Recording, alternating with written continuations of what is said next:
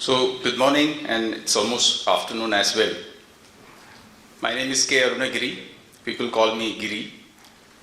And first of all, thank you, Efficient Manufacturing Summit, Mr. Bharadwaj and Mr. Arunji, for bringing this event. I know it's a momentous task to bring people of the industry together. And hearty congratulations to you all for bringing this event together. I begin this slide with these pictures that you see here. Yes, there is no difficult guess to find out what they are. They are dinosaurs. And why dinosaurs? How come dinosaurs are related to Atlas Copco? Because they are named Atlas Copcosaurus lodzi. I was wondering also why this name came into picture for these dinosaurs. It so happened that in 1890s, Atlas Copco's compressors, rock drills, and pneumatic tools were deployed during a major excavation project in Australia, where they found the bones of these dinosaurs. And Atlas Copco's contribution towards finding out the discovery was the reason why we were honored to get this name. Such is the legacy of Atlas Copco. 3 pointers I would say is we have discovered, or we made our first pneumatic tool for assembly and manufacturing process during that time in 1893. The first air compressors were made in 1904, followed by the rock drills. So it has been a very rich legacy of products and solutions, and most important, the people who have carried this forward so far.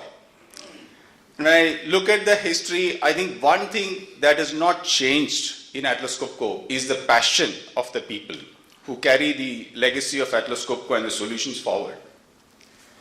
Watch this video in 1960. Air power for progress. Mobile power. Right to the job. Any job. Breaking, drilling, digging, pile driving.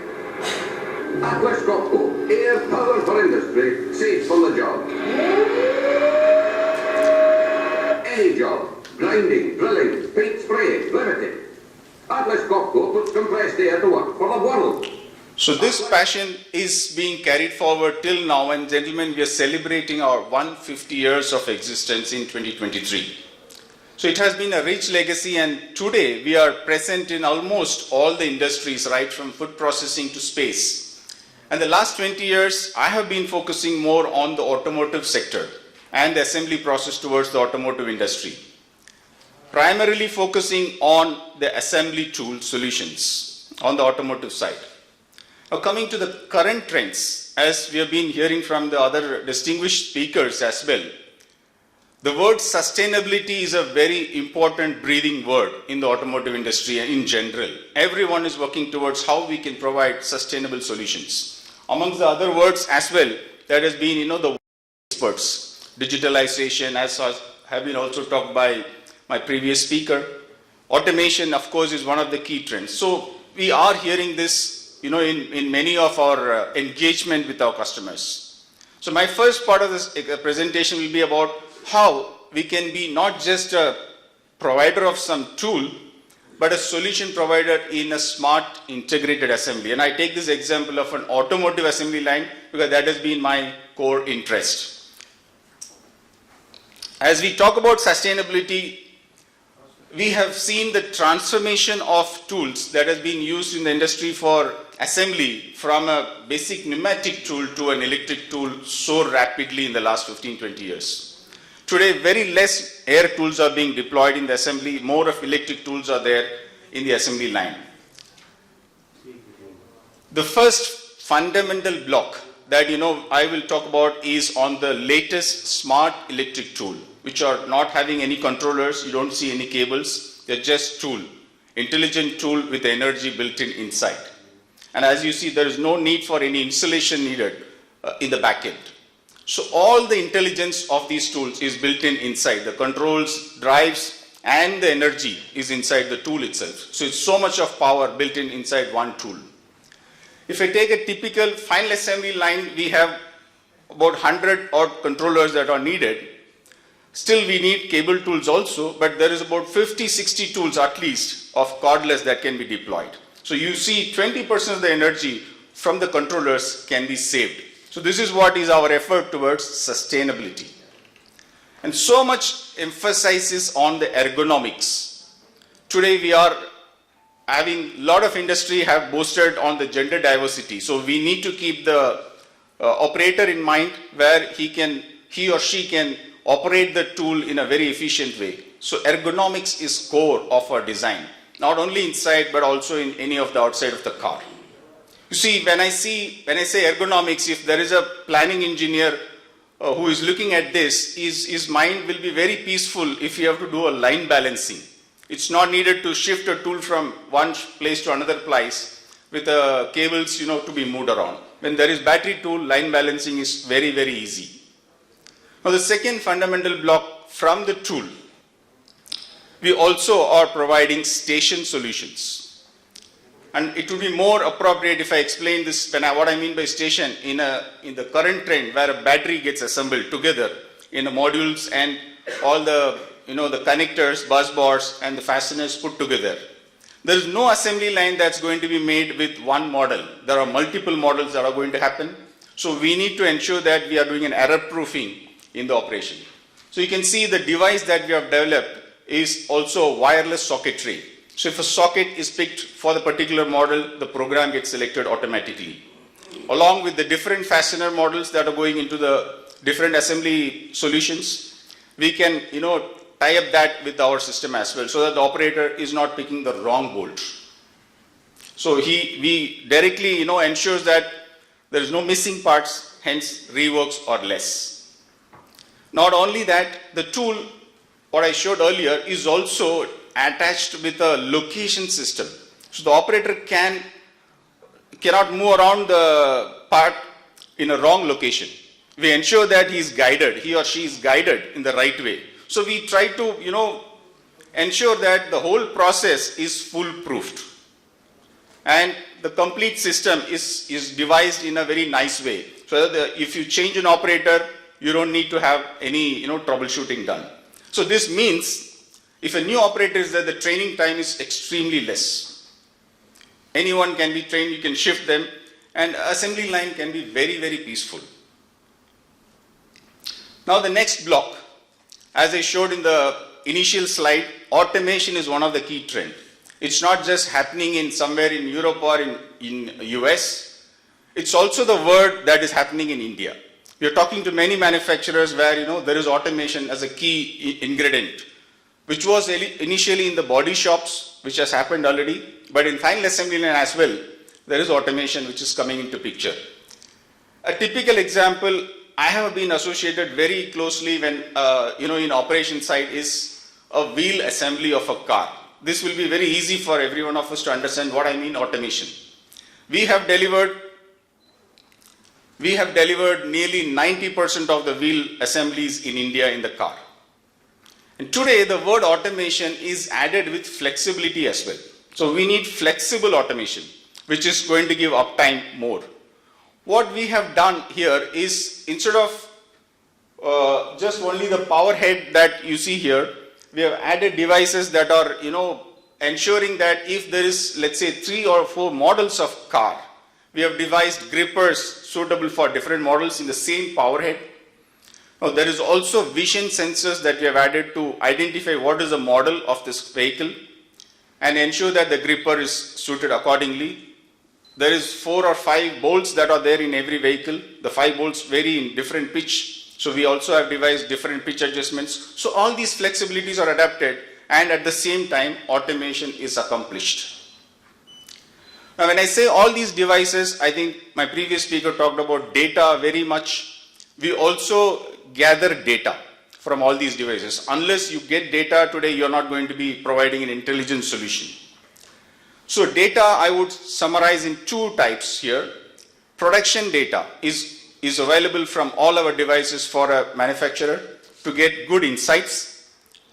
The second one, which is from inside, that is the tool that we deliver, and the performance of the tool with respect to the application is also another important ingredient. So what we mean by getting the data of the tool is we can proactively and predictively maintain the tool for that application as well.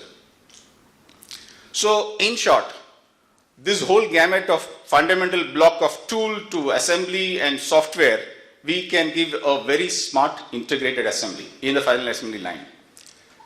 The core or the passion in which I think the industry is moving forward and with lot of accelerated innovation is on the battery.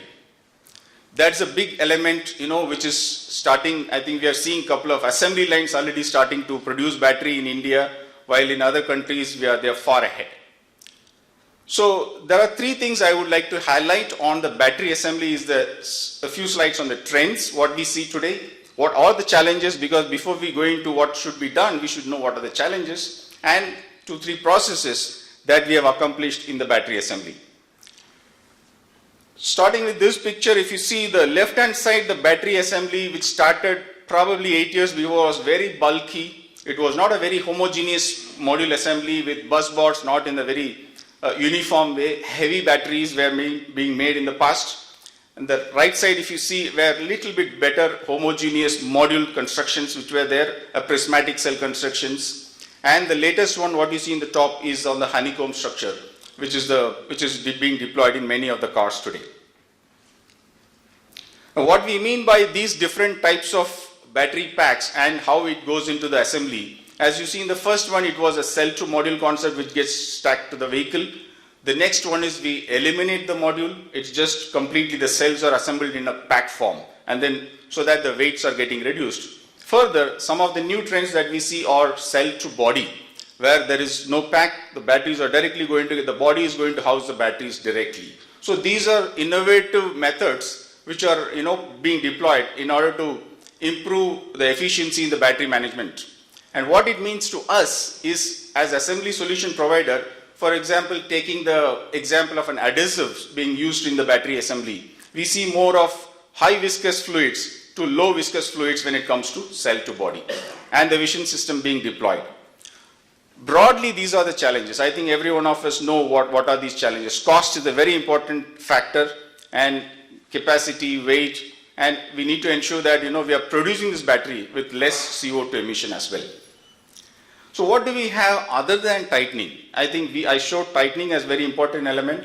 Other than that, the technologies that we are also offering today is on joining and dispensing technologies, which is very much needed in the battery pack assembly.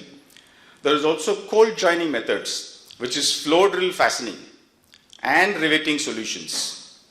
And the latest one that we have added is the vision solutions. So how all these technologies have come into picture is because when we worked with various manufacturers in the last 8 to 10 years, and thanks to these beautiful companies across the world that we are today joining, and then these are part of Atlas Copco today, where from adhesive dispensing we have acquired Schucker, we have acquired Schuggen Flug from Germany, Isra Vision, Perceptron in vision systems. They are all today part of Atlas Copco. And we are giving the solutions combining the value of them towards a battery pack assembly. If I will just give 3 applications which probably will enhance our idea about our intent in this area. I take from a battery module assembly. If you look at an assembly that is going to be having a modular construction like this, the nut runners that I showed in the wheel multiple can be deployed in the automation way like this, where you see 2 technologies are combined, vision and tightening here. The vision solutions are used for guiding the robo to go into the right place where the modules are not getting collided. It goes precisely into that location for tightening. The second vision solution is also used for inline inspection of the final assembly, so that there is no foreign parts that are there in the module. Like if, for example, an operator by mistake puts a fastener or something in the top, the end solution has to detect, because there should not be any foreign parts in this, because it will cause catastrophe. And you see the nut runners also have deployed with the controllers that are just mounted on the robo, which means we will not use any floor space for this equipment except the robo. There is no panels. A huge saving in terms of space. 90% of the floor space is saved. A very important commitment, I would say. Very important commitment, and I think this is today 90% deployed across every manufacturer, is on the safety aspect of it. a simple socket that we produce has to be insulated today. Because without insulated sockets, it's very catastrophe to the operator. These sockets that I show here are tested for 1000 volts DC and DIN certified as well. We have started deploying this also to now the high volume Indian EV manufacturers as well. The second one I would highlight is on the thermal management. I think this is a very important topic. Many of us are working on the BMS systems in different aspects on the thermal management area. One area where we would like to play a very important role is on the gap filler solutions, where we provide the adhesives between the bottom of the module to the cooling plate. Now, why is it very significant is it's important not to have any gap or air to be trapped between these two surfaces. If air gets trapped, then the heat dissipation is not going to be appropriate. So it should be ensured that the dispensing happens in an appropriate way. And also, being a safety critical process, we need to ensure that the quality is utmost proper here. There is a lot of innovation happening on the material supplier of the gap filler solutions as well. They are very costly. Abrasives are being used in this. So it needs to be handled in a very utmost careful way. So the solution or the concept, I would say, and deployed today in very selective manufacturers in the battery is to inculcate the vision solution and the dispensing solutions together. So the first robo that you see here scans the battery surface, bottom of the surface and the bottom of the module, and the irregularity in the surfaces is scanned into a picture, and the intelligence of this data goes to the dispensing system. So now this dispensing system understands how much optimum volume it has to dispense in the bottom of the pack, so that we are not allowing any material to get squeezed in or squeezed out. So you get a good quality of the dispensing material.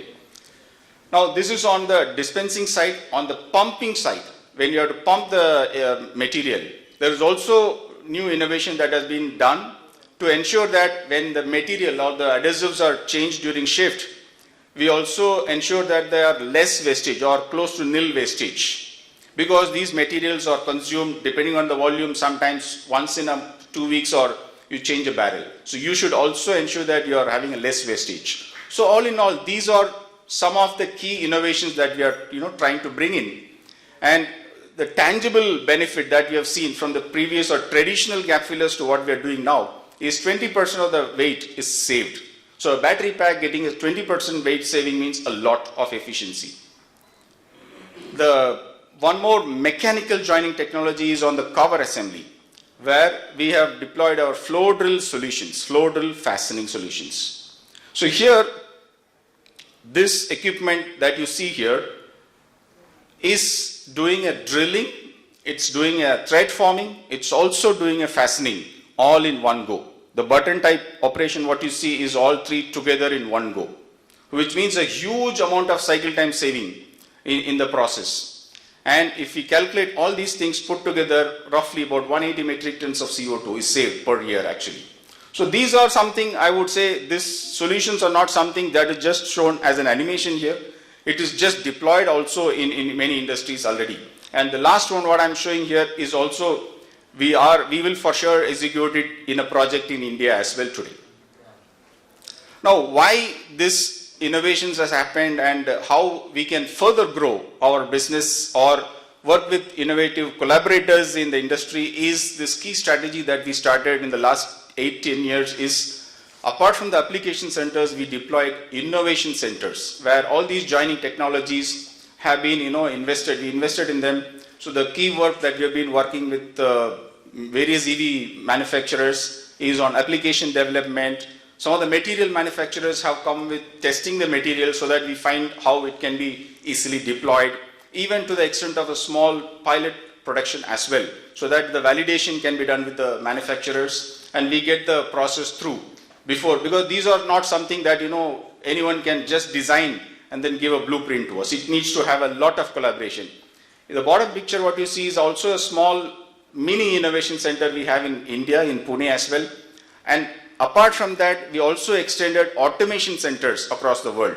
We have an application center in Pune. So our investment is more on the application engineering side, to, so to say, what we can do for our customers in India. And we feel we will expand this further going forward in the coming year as well. And these are the key manufacturers and startup OEMs and the existing people where we have worked, and we will continue to do this business more in India as well. And that's why this YouTube teaser, what you saw, is something I'm really proud of showing. Thank you.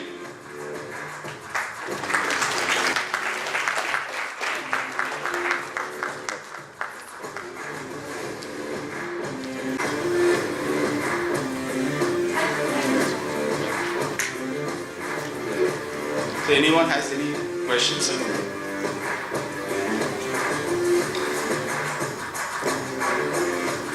Yeah?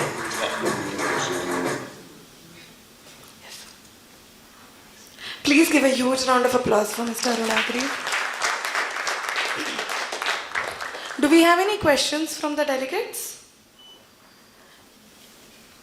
Yes, sir. Please tell us your name and designation. Hello. Sir, I saw that sockets are now insulated. Yes. But any insulation provided in the tool to avoid the damages to the tool motor and the transducer? Yeah, thank you, Anand, for your question. Yes, I forgot to mention, but as you see in the picture, there is also tool covers which are deployed. Not only on the socket, it's also on the socket head and also the entire tool body. The insulation is developed. For all the current generation tools, we have done it. Maybe it's not available for the past generation tools, but any new tool that's coming up will be with insulated covers. Even for the wrenches, for that matter, we are going to, because the tool cannot be, we cannot afford to have an operator dropping a socket or dropping a tool inside the battery assembly area. Thank you. Thank you, sir. Sir, can you please tell us your name? Hello. Anand Shinde. My name is Anand Shinde. I am representing Autotalk Engineering. Okay. We are also in the tightening industry. We are also doing work with Atlas Copco for special attachments. Thank you, sir. Thank you. Are there any other questions? Does anyone remember the challenges that he mentioned regarding the EV industry? Something you might like to enlighten us with? I'm sure there is more challenges than what I showed in the slides that you will all be bringing up. Yes, thank you, It's sir. not that you have to say only what I'm saying. Thank you. No. Please welcome Mr. Abhijit Oak, Regional Manager, Sales and Marketing, Maharashtra, Goa and Gujarat, to felicitate Mr. Arunagiri. Yes, please keep the applause going.